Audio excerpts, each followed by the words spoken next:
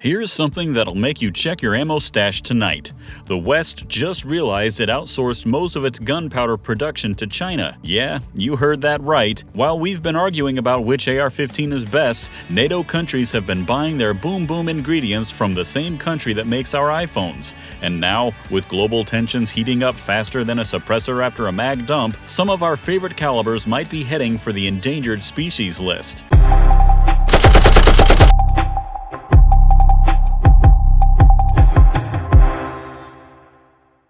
What's happening? The ammo crisis. Let's get one thing straight right off the bat. Ammo factories aren't actually shutting down left and right like some clickbait headlines want you to believe. The real story is way more complicated and honestly, way more concerning. What's really happening is that Western countries are discovering that they can't make enough ammunition to fill their own shell casings. Think about that for a second.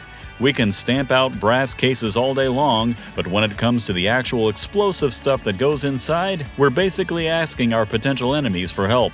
It's like building the perfect race car but having to buy your engine from the guy you're racing against. The numbers are pretty wild when you dig into them. Military-grade nitrocellulose, that's the chemical compound that powers most of our ammunition, comes from basically one factory in NATO territory, one factory in Redmond, Virginia. Meanwhile, Poland has the only TNT manufacturer physically located in NATO countries, and the US hasn't produced TNT in decades. Ukraine's biggest remaining ammo factory? It's within easy striking distance of Russian forces. This isn't some conspiracy theory or doomsday prepping nonsense. This is straight-up strategic reality that's been decades in the making. After the Cold War ended, Western countries figured they'd hit the peace dividend jackpot. Military planners thought, hey, we probably won't need to make this much gunpowder anymore.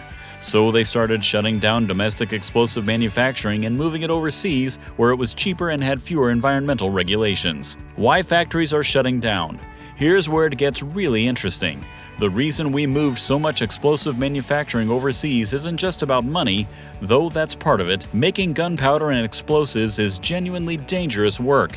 These factories have a nasty habit of accidentally turning themselves into craters. Just recently, China's second-largest nitrocellulose factory went boom. A Northrop Grumman facility in Utah had a similar unplanned rapid disassembly. The production of nitrocellulose is what industry folks politely call a filthy business. It generates massive amounts of nitric and sulfuric acid waste that can take decades to clean up. Remember the Badger Army ammunition plant? It got shut down because of profound environmental damage and elevated cancer rates in surrounding communities. The cleanup cost over $250 million.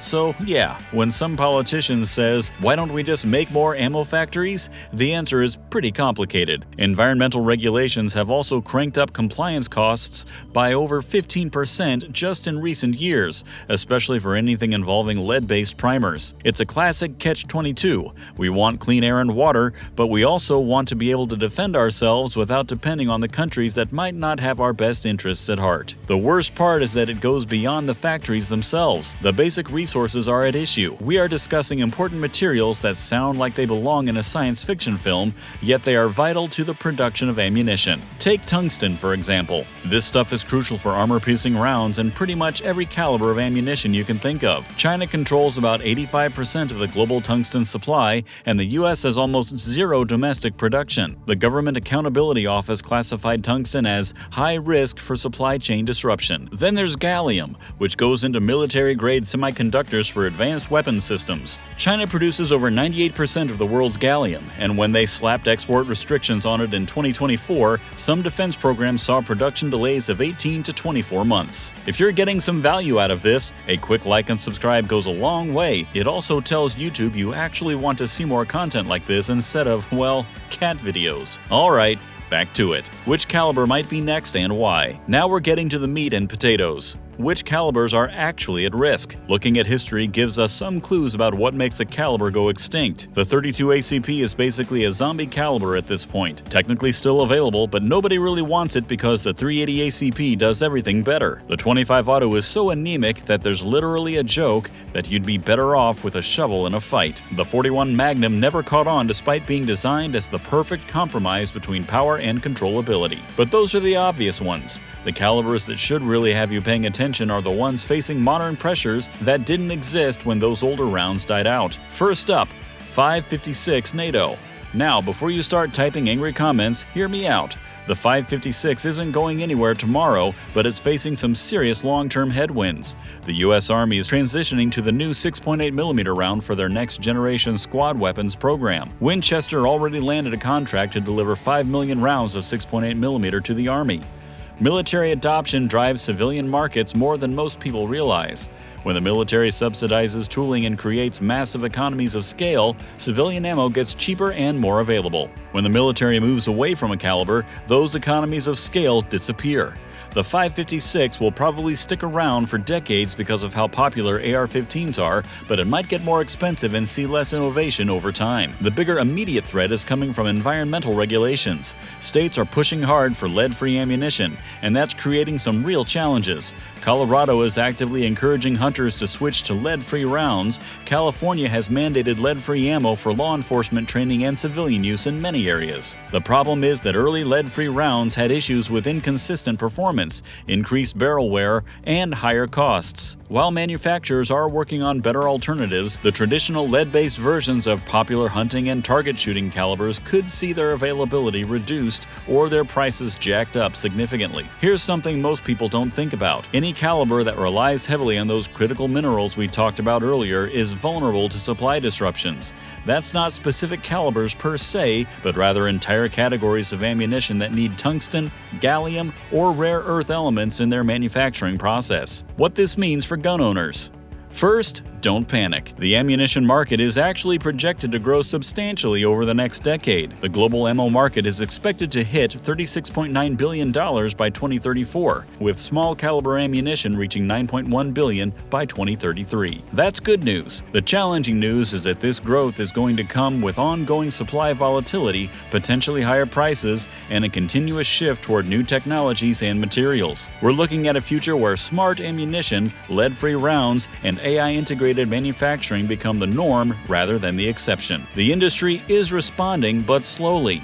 Companies like Chemring are planning massive expansions in Norway. Rheinmetall bought a civilian nitrocellulose plant and plans to convert it for military production by 2027. CBC Global Ammunition is dropping $300 million on a new facility in Oklahoma that aims for full vertical integration. But here's the reality check: these investments take years to pay off. The underlying vulnerabilities and current shortages aren't going away anytime soon. If anything, they might get worse before they get better as global tensions continue to ramp up. What can you do? All right, enough doom and gloom. Let's talk about practical steps you can take right now. First, disciplined stockpiling. Notice I said disciplined, not panicked. A reasonable approach is around 40 to 70 rounds of pistol ammo per month, 30 to 50 rounds of rifle ammo monthly, and maybe a box of shotgun shells per month. Build your stash steadily over time instead of trying to buy 10,000 rounds when the next shortage hits. Second, start exploring lead-free options now while you have choices. Copper bullets actually perform better in many ways. They penetrate deeper, fragment less, and provide cleaner kills for hunters. Yeah, they cost more up front, but getting familiar with them now means you won't be scrambling when regulations change. Third, consider getting into reloading. Even a basic single-stage press can provide serious independence from commercial supply chain disruptions. You can replicate proven loads for a fraction of the cost, especially when factory ammo is scarce or expensive. Fourth, stay engaged politically. Local shooting ranges and gun clubs are often the first to hear about new regulations targeting ammunition components or excise taxes. Stay informed and contact your representatives.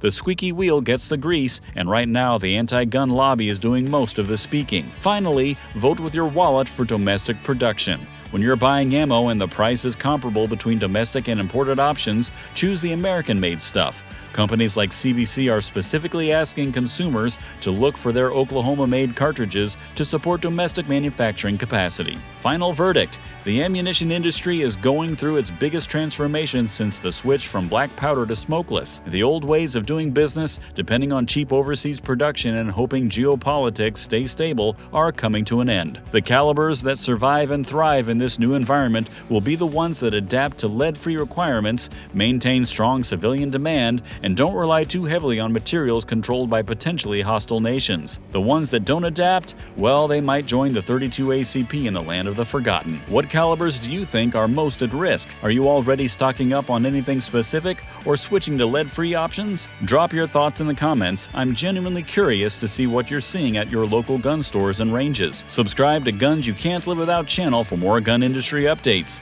Stay safe out there.